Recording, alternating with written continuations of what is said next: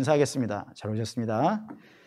성령 충만하시고 승리하십시오. 오늘 예수님께서 예루살렘에 입성을 하십니다. 근데 이 이야기를 예루살렘에서부터 시작하는 것이 아니라 벳바게에서부터 시작을 하고 있습니다. 이 벳바게에서 출발하셨다고 하는 이 느낌이 어떠한 느낌이냐면 이런 겁니다. 지난주에 여리고 얘기 드렸는데 여리고를 우리 교회를 예루살렘이라고 한다 그러면 여리고는 송천동쯤 됩니다. 그리고 벳바게는 전주역 근처의 호성동 정도 될 겁니다. 다시 말하면 굉장히 가깝습니다. 그래서 지난번에 우리가 이스라엘 갔었을 때에도 벳바게에서부터 예루살렘까지는 걸어서 갔습니다.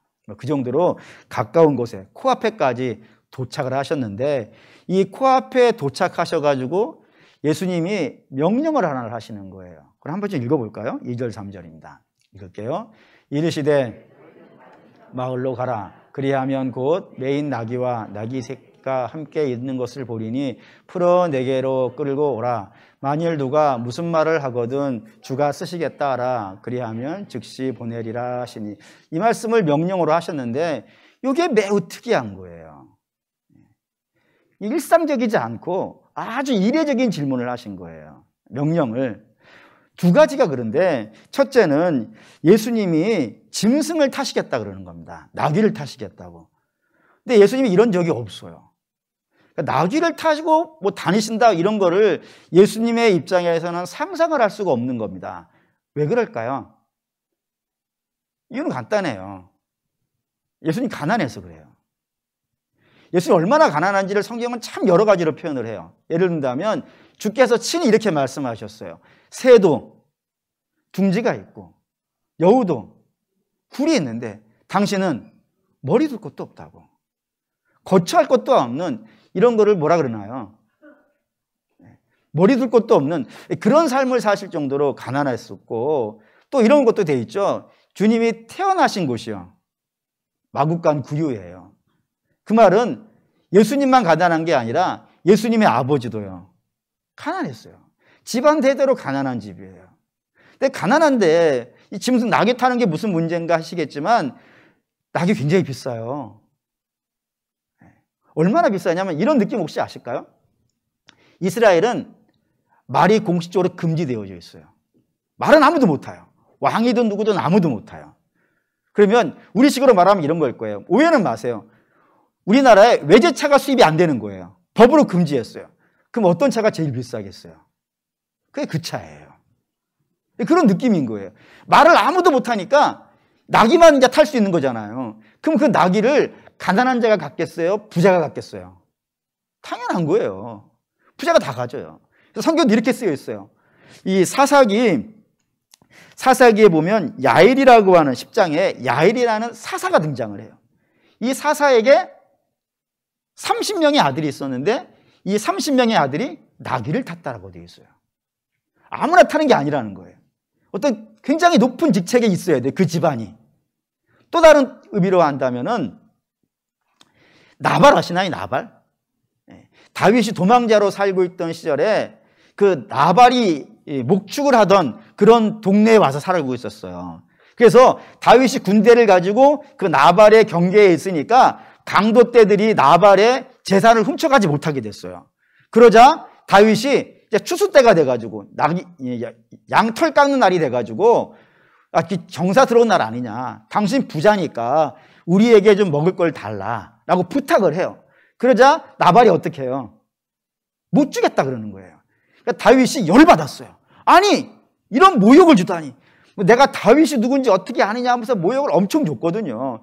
내가 이 모욕을 받고 참을 수가 없다 해가지고 죽이겠다. 그래서 칼을 뽑고 달려가는 거예요. 그때 한 여인이 오는 거예요. 그 여인이 누구냐면 나발의 부인 아비가일입니다. 나발이 부자라 그랬죠. 이런 속담 아시나요? 부자의 부인은 부자다. 굉장히 유명한 속담인데 모르시네. 부자야 부자. 친남편이 부자니까. 근데 그 아비가일이 다윗에게 올 때에 뭐를 타고 와요? 나귀를 타고 와요. 보통 부자가 아니면 못 타는 거예요. 심지어는 다윗이 나귀를 탔어요. 그러니까 말을 못 하니까. 아주 지체 높은 특권층이나 굉장한 부자거나 아니면 왕이든지 이런 사람들만 타는 것이니까 예수님 같이 머리 둘 것도 없는 분들은요, 이거는 상상도 못해요. 이 상상도 못하는 그 나귀를 평소엔 탈 수가 없지. 그러니까 근데 언제 타겠다는 거예요? 예루살렘 들어가는 이 타이밍에 나 타시겠다 이거예요. 그러니까 굉장히 이례적이죠. 뭔가 이렇게 이례적인 일이 있다는 거는 그 안에 뭐가 있겠다는 거였어요. 느낌이 쎄하게 오셔야 돼요. 뭐가 있구나 이게. 나귀 탄다는 게 그냥 타고 들어가는 게 아니구나 라는 느낌을 가지셔야 되고, 또 하나는 여러분 뭘 보셔야 되냐면은 예수님은 능력이 많으신 분입니다. 능력이 많으신 분인데 그 능력을 자기를 위해서 쓰는 것은요, 굉장히 인색하신 분이에요. 예를 든다면 40일 금식을 하셨어요. 굉장히 배가 고프실 거예요. 그렇죠? 우리는 한 끼만 굶어도 눈 돌아가지 않습니까? 근데 40일이니까 총 120끼잖아요. 120끼를 금식을 하셨으니까 굉장히 배가 고프셨을 거예요. 그때 사단이 와가지고 예수님을 유혹을 하는데 그 첫 번째 유혹이 뭐였던 거예요? 돌을 가지고 빵을 만들어 보라는 거였어요. 이걸 먹으러 하면 되지 않냐? 근데 이 말이 참 의미가 있는 게, 예수님이 시험 받으신 곳이 예루살렘 옆에 있는, 여리고의 옆에 있는 시험산입니다. 그 시험산에 가봤거든요. 가봤더니 거기에 밀이 많을 것 같으세요? 돌이 많을 것 같으세요? 돌이 많아요. 밀은 없어요. 그냥 돌산이에요, 돌산. 술은 돌밖에 없어요. 그러니 밀 갖다가 빵 만드는 게 빠르겠어요? 돌 갖다가 빵 만드는 게 빠르겠어요? 우리는 안 되지. 우리를 놓고 보면 안 되고, 이분이 또 누구예요? 아무것도 없는 곳에서 온 천지를 만드신 하나님이시라고요. 그런 분이니까 밀 갖다 빵 만드는 게 빠르겠어요? 돌 갖다 빵 만드는 게 빠르겠어요? 솔직히 예수님이 돌 갖고 빵 만들었다 해가지고 무슨 문제가 되겠어요? 네? 돌로 빵을 만들든 물로 빵을 만들든 능력만 있으면 될 거 아니겠어요? 아무런 역사에 예수님이 치사하게 말이지, 돌로 빵을 만들어? 이렇게 시비 걸 분이 있겠습니까? 나도 안 보는데. 할 수 있단 말이에요. 근데 그 배고픈 와중에서도 자기를 위해서는 빵 만드는 것을요, 거절하신 분이에요.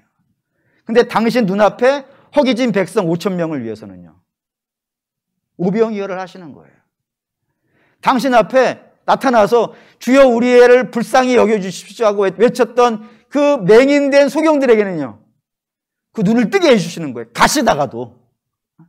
그리고 또 일어나지 못하는 자들은 벌떡벌떡 일으켜주시고, 귀신 들려가지고 그 아들이 귀신 들려가지고 막 불 속에 들어가고 물 속에 들어가는 그 불쌍한 자식을 위해서는 귀신을 쫓아내기도 하시고요. 그리고 죽은 자를 때문에 앞에서 그 여동생들이 눈물을 흘리고 펑펑 울고 있으니까요, 그 죽은 자를 살려내기도 하신단 말이에요. 그런 대단한 능력을 가지신 분이에요. 근데 그 대단한 능력을 가지고 계신 분이 자기를 위해서는요, 되게 인색하세요. 왜 그럴까요? 예수님은 당신의 능력으로 당신을 채우려고 오신 분이 아니기 때문이에요. 예수님은 당신의 능력으로 우리를 살리시기 위해서 오신 분이지, 그래서 거기다가 쓰기를 원하시지 당신을 위해서 쓰는 것은 매우 인색한 분이라 이겁니다. 그런데 그렇게 자기를 위해서 뭐를 쓰시는 거를 굉장히 인색해 하시는 분이 나귀를 타시겠대요. 고급 승용차를 타시겠다는 거예요. 그러니 이거 이례적이죠. 다리 아프셔서 그런가? 근데 뭐 예루살렘 이때까지 한두 번 가신 것도 아니고 늘 다니시는 곳인데 왜 하필이면 이때에 예수님이 나귀를 타고 저 예루살렘에 들어가시겠다고 하는가라는 의문이 들어간다 이거예요. 그 의문에 대한 답이 이제 5절입니다. 5절 읽을게요. 시온 딸에게 이르기를 내 왕이 내게 임하리니 그는 겸손하여 낙이고 멍에 매는 짐승의 새끼를 탔도다 하라 하였느니라. 예언이에요. 그러니까 하나님이 예언을 하셨는데 메시아가 온다.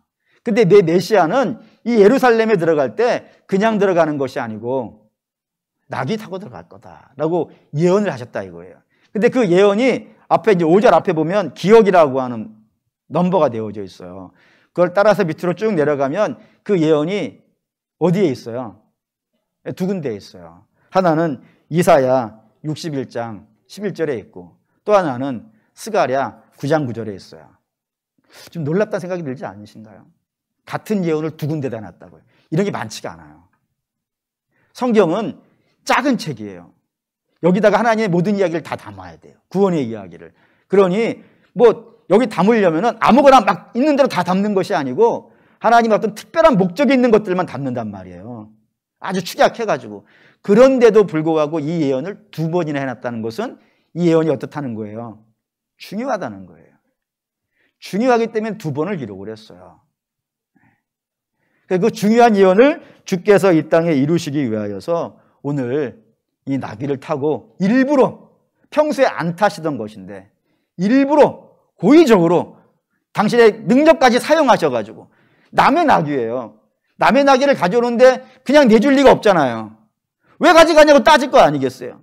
근데 주가 쓰시겠다고 하는 그 말 한마디에 그 주인의 마음이 어떻게 되는 거예요? 열리는 거예요. 왜 열리죠? 여러분 지나가서 한번 써보세요. 목사님이 쓰시겠다고 내놓으라고. 안 줘요. 근데 주가 쓰겠다고 달라고 하니까 주는 이유는 뭐겠어요? 하나님 능력을 거기다 행사한 거란 말이에요. 왜 능력까지 행사하시면서 나귀를 타고 일부러 들어가시려고 하는가? 그 이유가 이제 8절에서 9절입니다. 8절에서 9절 읽을게요.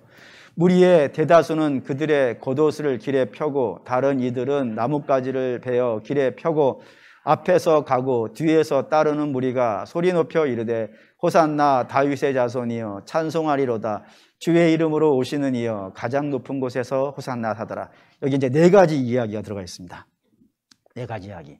첫 번째는 예수님이 들어가시는데 사람들이 나귀 등에도 깔고 그리고 길바닥에도 쫙 카펫처럼 깔았던 것이 있다는 거예요. 그게 뭐예요?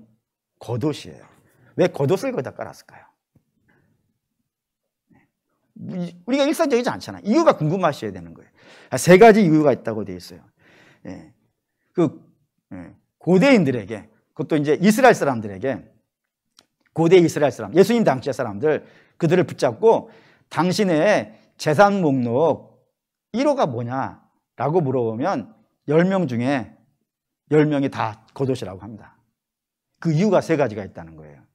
그 첫 번째 이유는 뭐냐면 이 겉옷 끝에 술을 달아요. 이 술이 있는데 이 술에 매듭이 있거든요. 이 매듭의 수가 613개를 달아야 돼요. 뭔가 좀 느낌이 있겠죠? 왜 하필이면 613개를 달아야 될까? 그 이유가 뭐냐면은 율법의 조항이 613개예요. 그러니까 그걸 찌질이라 그래요. 찌질하다 그러는 게 아니고 찌질이라 그런다니까요. 그거를 613개의 매듭을 묶는 거예요. 그게 율법의 조항이에요. 그러니까 나는 이 옷을 입었다는 것은 율법의 조항 중에서 630개의 조항 중에서 한 개도 어길 생각이 없다 이거예요. 다 지킨다 이거예요. 그래서 지금도 이스라엘 가면 그렇게 입고 다니는 애들 많아요. 난 율법 613개를 다 지킵니다. 라는 강력한 믿음의 신호가 이 겉옷에 붙어 있어요. 네, 그런 겁니다. 그러니까 율법을 상징하는 것이 겉옷이고, 두 번째는 이 매듭을 묶는 방식이 집안마다 달라요. 집안마다 달라가지고 그 매듭만 보면은 이 사람이 어느 지역에 누군지를 안대요. 놀랍죠? 그걸 신분을 알기 때문에 뭐가 되냐면 돈 거래가 돼요. 예를 들어서 누가 여러분에게 가가지고 돈 좀 빌려주세요 라고 하면 여러분 뭐라 그러시겠어요? 안 빌려주지 당연히. 근데 안 빌려주는 이유가 있을 것 아니겠어요? 뭐라 그러면서 안 빌려주시겠어요? 당신이 누군지 알고 내가 빌려주냐고. 이렇게 된단 말이에요. 근데 유대인들은 이게 되는 거예요. 겉옷만 탁 잡으면은 그 겉옷이 누구네 집에 어떤 사람인지, 그게 집안마다 하나씩 내려오니까. 집안마다 내려오는 거기 때문에 그 옷만 잡고 있으면 이 옷을 가지고 어디에 가면 돈을 받을 수 있는지를 안단 말이에요. 그래서 겉옷 잡고 돈을 빌려줘요. 그게 신용카드예요. 율법이라 그러니까 별 반응이 없으신데 신용카드라니까 반응이 오는 거죠? 신용카드 제가 달라고 하면 주시겠어요? 뭐 주시겠다는 의지가 불타는 눈빛이야. 그렇기 때문에 이 돈을 빌려줄 수 있는 거예요. 성경에 이런 표현도 되어 있어요. 세 번째인데, 옷 잡고 돈을 빌려줬다가도 저녁이 되면요, 그곳을 돌려주라 이거예요. 그러니까 걱정 없는 거예요. 왜냐하면 다음 날가 또 찾아올 수 있어요. 어느 집에 사는 사람인지 아니까. 그래서 왜 돌려주냐면 그 겉옷이 저녁에 이불이 돼요. 이스라엘은 목축을 하잖아요. 목축할 때 돈이 다닐 때이기 때문에 기온차가 심하면 얼어 죽을 수 있어요. 그래서 그 겉옷이 이불이 돼요. 그래서 뭐 예수님 당시에 영화 같은 거 보면 머리 이렇게 뒤집어 쓰고 이렇게 자잖아요. 그게 그 옷이에요. 그러니 생명을 보존해줘요. 그러니까 겉옷이 상징하는 건 세 개예요. 율법, 재산, 생명. 중요하겠어요? 안 중요하겠어요? 중요하죠. 그걸 깔았다 이거예요, 지금. 왜요? 지금 오시는 분이 내 겉옷보다 중요하다 이거예요. 그렇게 보고 있는 거예요. 이 겉옷보다 중요한 분이 온다 이거예요. 첫 번째고.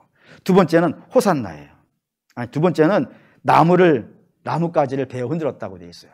이 나뭇가지가 아무 나무가 아니고 종려나무예요. 종려나무 가지를 왜 흔드냐면 이런 의미가 있습니다. 혹시 여러분 아시나? 그 가나안을 우리가 부를 때 같이 부르는 이름이 하나가 있어요. 그게 혹시 아실까? 젖과 꿀이 흐르는 땅이에요. 복지를 부를 때 젖과 꿀이 흐르는 땅 하잖아요. 거기에 젖은 뭐를 상징하는 것이냐면 양젖이에요. 그러니까 가나안 땅은 뭐가 하기 좋다고요? 목축을 하기가 좋은 땅이에요. 풀이 많기 때문에 목축을 하기에 아주 좋은 땅이 이 가나안이에요. 그래서 그런 의미고 꿀이 있어요. 거기서 꿀은 양봉이 아니에요. 벌이 아니에요. 거기에 꿀이라고 하는 것은 대추야자 열매라고 불리는 대추예요, 대추. 그것이 당도가 어마어마해요. 그래서 아마 그 가나안 지역에 여행 갔다 오신 분들이 막 대추 사오잖아요. 그게 대추야자 열매고 종려나무 열매예요. 되게 달달한 뜻이에요.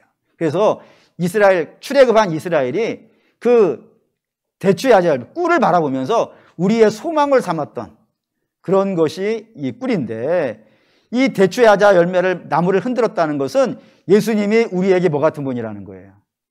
꿀 같은 분이에요. 너무너무 큰 기대가 있어. 저분에게 어마어마한 기대가 있다. 출애굽한 이스라엘이 광야 40년을 살면서도 견뎌낼 수 있었던 것이 그 꿀이었다니까요. 우리가 꿀 따러 간다 이거예요. 그런 기대가 있었던 것처럼 2000년 전 예루살렘에 입성하는 예수님을 바라보는 그 이스라엘 백성들도 예수님에게 그런 기대가 있는 거예요. 꿀 같은 기대가 있는 거예요. 그래서 그 나무를 흔들고 있는 거예요. 여기까지는 다 아멘이 되죠. 왠지 좀 느낌이 쎄하긴 하지만 왠지 아멘을 가야 될 것 같은 분위기가 있지 않습니까? 문제는 세 번째였어요. 호산나. 세 번째는 호산나인데, 호산나의 정확한 발음은 호시에나예요.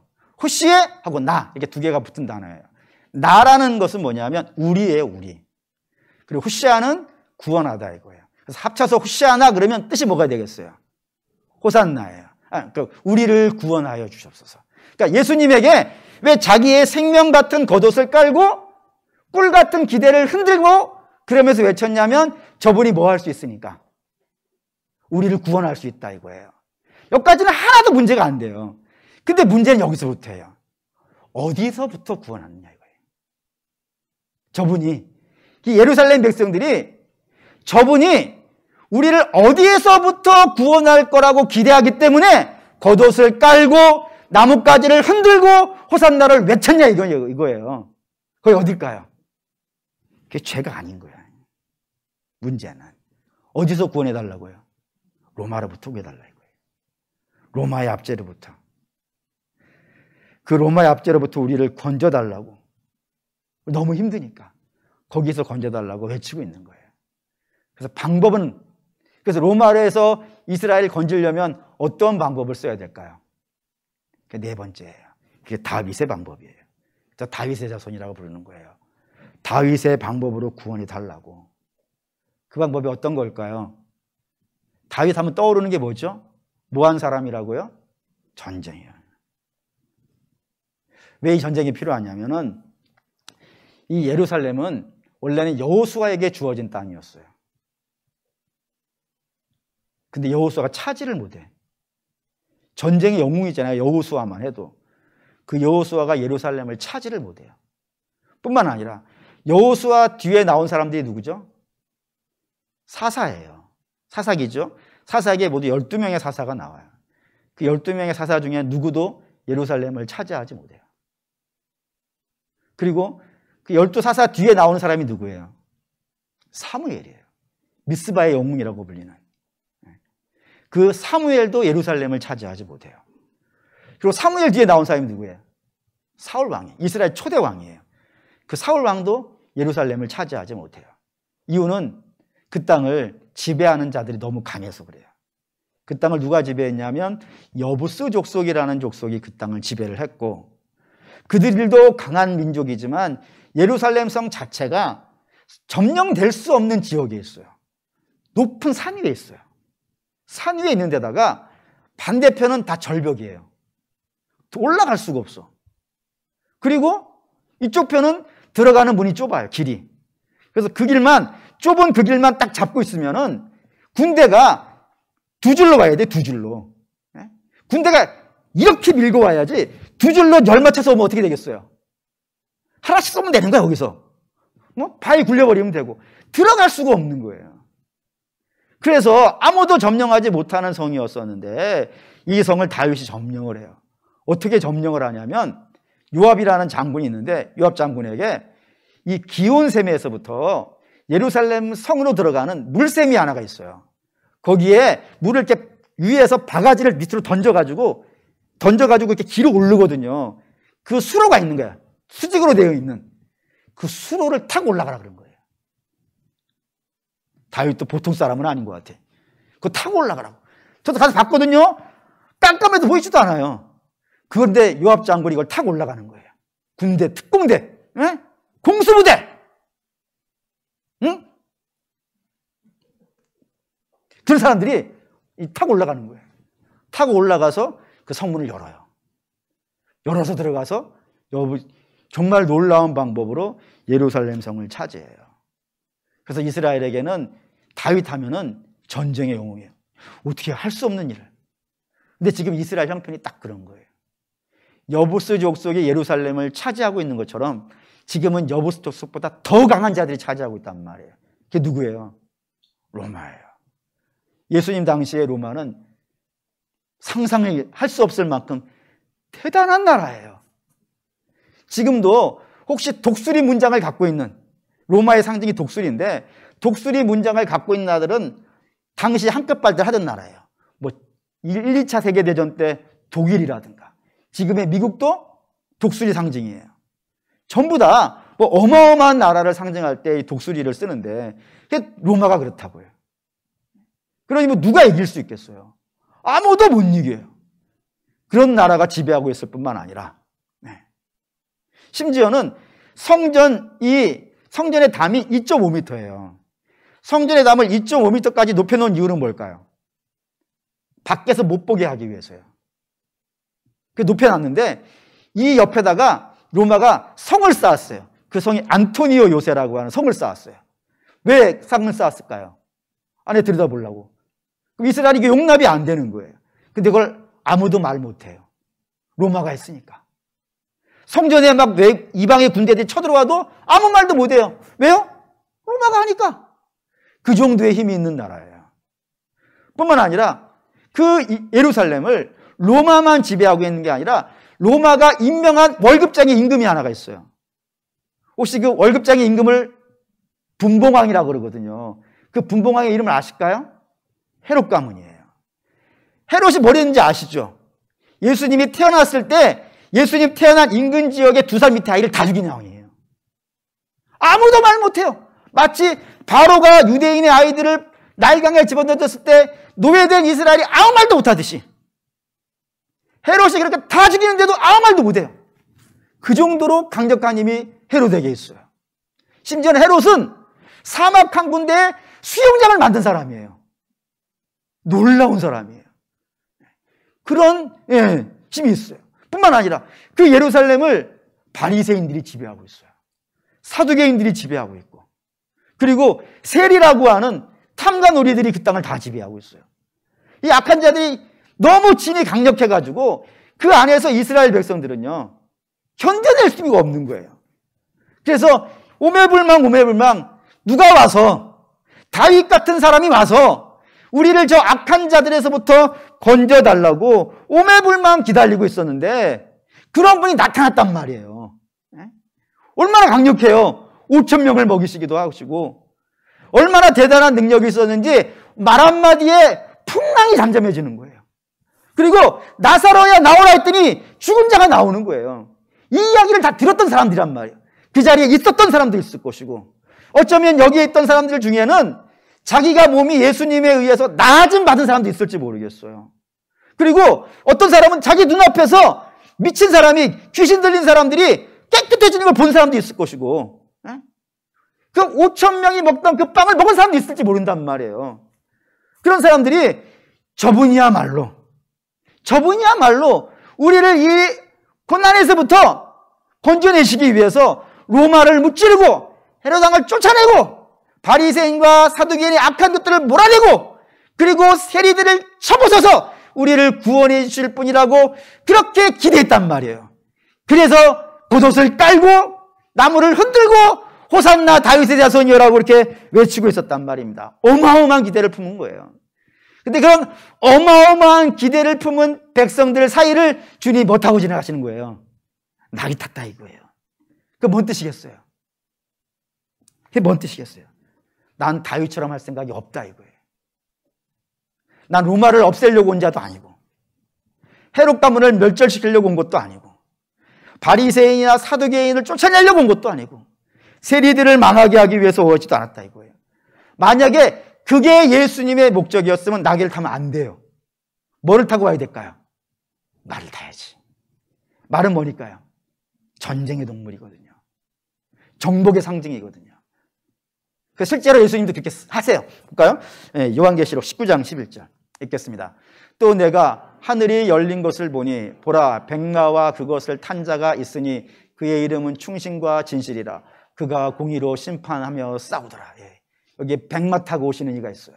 그분이 누구겠어요? 최후의 심판 때예요. 충신과 진실이라고 불리는 분이에요. 예수님밖에 그런 분은 없어요.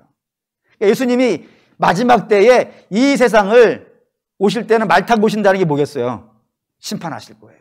선악간에 심판하실 거예요. 그래서 당신의 백성은 하늘나라로 입성시킬 것이고 악한 자들은요 심판에 넣으실 거예요. 불못 속에 집어넣을 거예요. 그런 심판을 하러 오실 때는 분명히 말을 타신다 하셨어요. 근데 이번에는 그 말이 아니었다 이거예요. 이번에는 나귀를 타셨다고요. 나귀는 남을 죽이는 짐승이 아니고 뭐 하는 짐승이에요? 남이 타는 짐승이고 남의 짐을 지는 짐승이에요. 그런 분으로 오셨다는 거예요. 다시 말하면 예수님은 지금 백성들의 로마에서부터 건져달라고 하는 그 요구를 거절하시는 거예요. 나 그거 하지 않을 거라고요. 왜 거절하실까요? 왜 거절하시냐면 주님이 이 땅에 오심은 죽이러 오신 것이 아니고요. 살리러 오신 것이고 그리고 이 세상 나라를 세우러 오신 것이 아니고요. 하늘나라를 세우시러 하나님 나라를 세우러 오신 거예요. 그리고 그 하나님 나라를 세우는 주님의 방식은 말이 아니고 낙이었다 이거예요. 낙이 다시 한번 생각해 볼까요? 남의 짐을 지고 남을 태우고 묵묵히 주인이 명령한 길을 걸어가는 그 짐승의 모습으로 오셨다 이거예요. 다시 말하면 낙이는 희생과 사랑과 겸손과 섬김의 동물이라 이겁니다. 당신 그거 하러 오셨다고요. 그것으로 그런 것만이 희생과 사랑과 겸손과 섬김만이 하나님의 뜻을 이 땅에 이루어 가실 수 있으니까. 그래서 사도 바울이 그걸 알았기 때문에 이렇게 요구를 해요. 빌립보서 2장 1절에서 4절 읽어보겠습니다. 그러므로 무슨 권면이나 사랑의 무슨 위로나 성령의 무슨 교제나 긍휼이나 자비가 있거든 마음을 같이하여 같은 사랑을 가지고 뜻을 합하여 한 마음을 품어 아무 일에든지 다툼이나 허용으로 하지 말고 오직 겸손한 마음으로 각각 자기보다 남을 낮게 여기고 각각 자기 일을 돌볼 뿐더러 또한 각각 다른 사람의 일을 돌보아 나의 기쁨을 충만하게 하라. 사도 바울이 요구하는 거예요. 사랑의 방법으로 해. 왜 이런 얘기하냐면 1장에 이런 이야기 있거든요. 서로 교회 내에 경쟁하려는 세력들이 생겼어요. 서로 막 경쟁해가지고 내가 더 잘났네 막 이러고 있는 중이란 말이에요. 그때 사도 바울이 야, 그 방법으로는 하나님의 교회가 세워지지 않아. 그 방법으로 하나님의 뜻이 이루어지지 않아. 너희가 하나님의 방법을 이루기를 원한다면은 너희 겸손해야 돼. 너희 서로 사랑해야 되고 서로 섬겨줘야 되고 서로 희생해야 돼. 그 방법밖에는 하나님 나라를 세우는 방법이 없어. 무슨 근거로 그렇게 말을 할까요? 그러면서 뒤에 나오는 게 2장 5절에서 8절입니다. 읽어볼게요. 너희 안에 이 마음을 품으라. 곧 그리스도 예수의 마음이니 그는 근본 하나님의 본체시나 하나님과 동등됨을 취할 것으로 여기지 아니하시고 오히려 자기를 비워 종의 형체를 가지사 사람들과 같이 되셨고 사람의 모양으로 나타나사 자기를 낮추시고 죽기까지 복종하셨으니 그 십자가에 죽으심이라. 여기 낙이 방법인 거예요. 주님이 이 방법 쓰셨다고요. 주님이 남을 죽여달라고 하는 백성들 앞에서 난 남을 죽이러 온 것이 아니고 죄인들을 사랑하고 죄인들을 섬기고 죄인들을 위해 희생하고 죄인들 앞에서 하나님의 뜻을 위해서 겸손한 그런 모습으로 그 뜻을 이루기 위해서 나는 이걸로 왔다 이거예요. 그게 십자가 아니겠습니까? 그러니까 십자가 안에는 이 네 가지가 들어있어요. 여러분들이 십자가를 가만히 바라보면 십자가에 어떻게 자기 높음이 있어요. 만왕의 왕이 종의 형체를 가진 겸손만 있잖아요. 그리고 십자가에는 남을 죽이는 게 없어요. 자기를 죽이는 것이고 그것도 죄인을 사랑해서 죄인을 섬기기 위해서 당신을 희생시키는 이야기가 십자가에 있다 이겁니다. 그게 나귀의 모습이라고요. 자기 짐이 아니고 남의 짐을 지고 남을 태우고 주인이 가자고 하는 대로 수반없이 순종하며 따라가는 그 모습이 나귀인 것처럼 우리 주님이 그 방법 쓰시기 위해서 오셨다 이거예요. 그리고 그 방법으로 인하여서 저 십자가의 방법으로 인하여서 우리가 구원을 받았어요. 어디서요? 죄에서 구원을 받고 원수된 자들이 하나님의 자녀가 되어줬고 그리고 하늘나라를 유업으로 받았으며 그리고 하나님 나라가 그 십자가로 말미암아서 이 땅에 세워져 가는 것 아니겠어요? 주님이 이 방법 하시겠다 이거예요. 이 방법을 하시려고 이 땅에 오셨다 이겁니다. 그러면 성도된 우리도 어떻게 해야 되는 거예요? 주님이 이 방법이 맞다니까요. 이 땅에 하나님 나라를 세우는 방법은 나귀의 방법이고 십자가의 방법이 맞대요. 그러면 우리도 어떻게 해야 되겠어요? 그 방법을 써야겠죠. 사랑하고 섬기고 희생하고 겸손한 이 방법을 써야 되지 아니하겠어요. 그럼 어떤 일이 벌어지냐? 빌립보 2장 9절에서 11절 읽겠습니다. 이러므로 하나님이 그를 지극히 높여 모든 이름 위에 뛰어난 이름을 주사 하늘에 있는 자들과 땅에 있는 자들과 땅 아래에 있는 자들로 모든 무릎을 예수의 이름에 꿇게 하시고 모든 입으로 예수 그리스도를 주라 시인하여 하나님 아버지께 영광을 돌리게 하셨느니라. 그 나귀의 방법, 십자가의 방법을 썼더니 결과가 어떻게 되더라고요?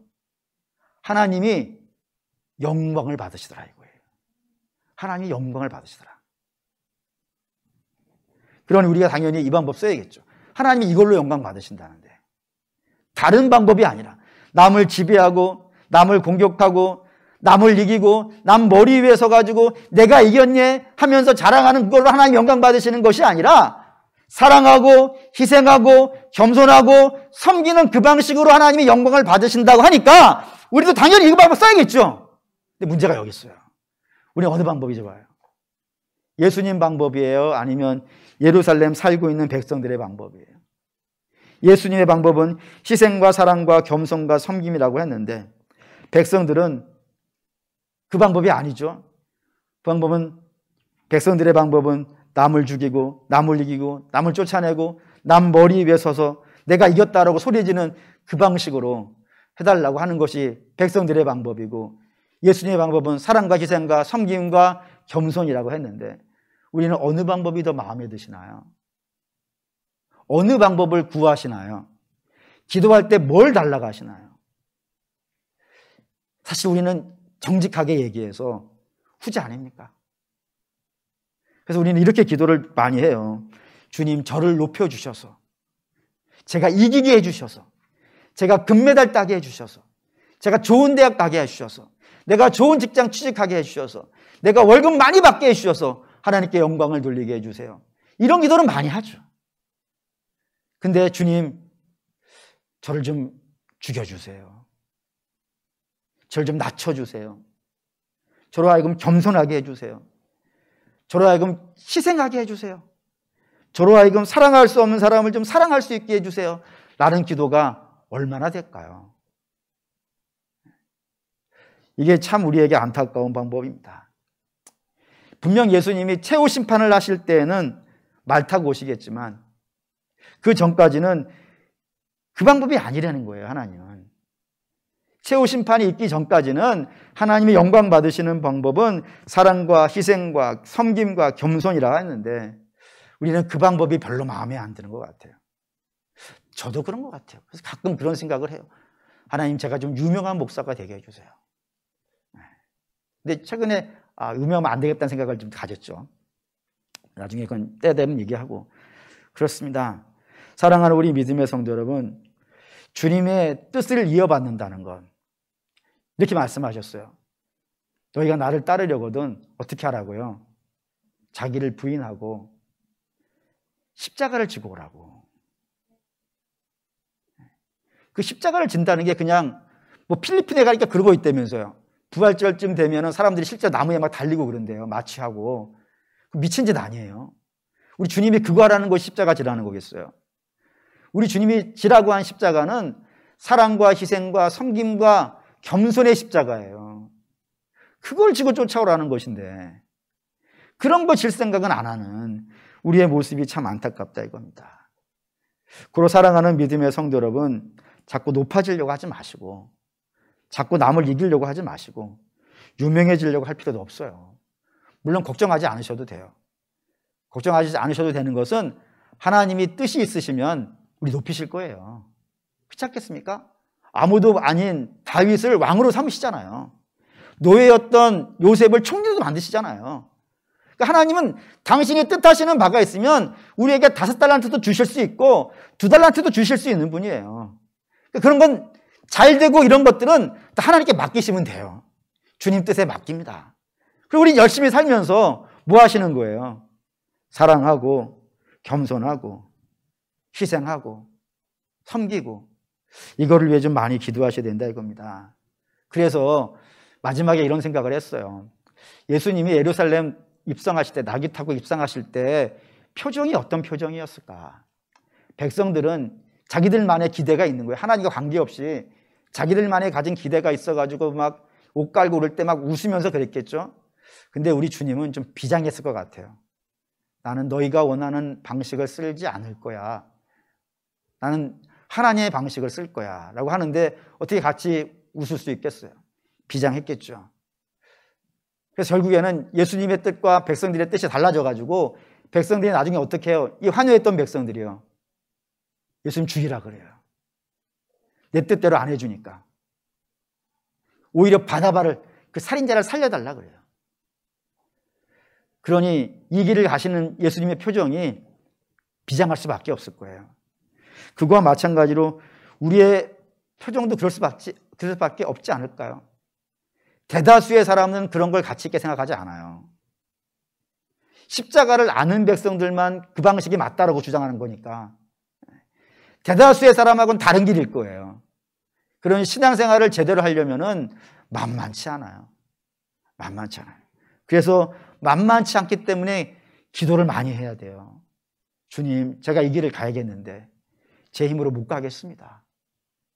남들은 다 이쪽 가는데요, 저는 이쪽 가고 있으니까, 주님 따라가고 있으니까 얼마나 많은 손가락 질각이 날라오지 않겠어요. 그때 그 좀 견뎌낼 수 있게 도와주세요. 지치지 않게 좀 도와주세요. 그러다가 우리 연약한 심정이 있어가지고 가다가 넘어지게 되어지면 회개해야죠. 주님 뜻대로 살아가려고, 희생하며 살아가려고 했는데 또 넘어졌어요. 주님 저를 좀 용서해 주십시오 하면서 기도해야 되지 않겠습니까? 회개해야 되지 않겠습니까? 예. 그럼에도 불구하고 힘들겠죠. 그러니까. 근데 그럼에도 불구하고 우리가 그 길을 가야 되는 이유는요, 예수님이 맞다고 가셨단 말이에요. 그 길로 같이 가자는 것도 아니고 먼저 가버리신 거예요. 그리고 보라 그러는 거예요. 난 낙이 타고 들어간다. 대단한 퍼포먼스예요. 난 낙이 타고 들어가. 저들이 기대하는 거 이런 거였는데 나는 그 기대가 아니라 낙이 타고 들어가. 보여주시는 거예요. 모든 백성들에게. 우리 봤잖아요. 우리 봤으면 저와 여러분도 그런 비장함이 있기를 바랍니다. 주님 그걸 거절하신 거예요. 세상의 요구를 거절하신 거예요. 그걸 하나님의 뜻을 따라가시는 거예요. 우리도 세상이 우리에게 바라는 요구들을 거절할 수 있기를 바라요.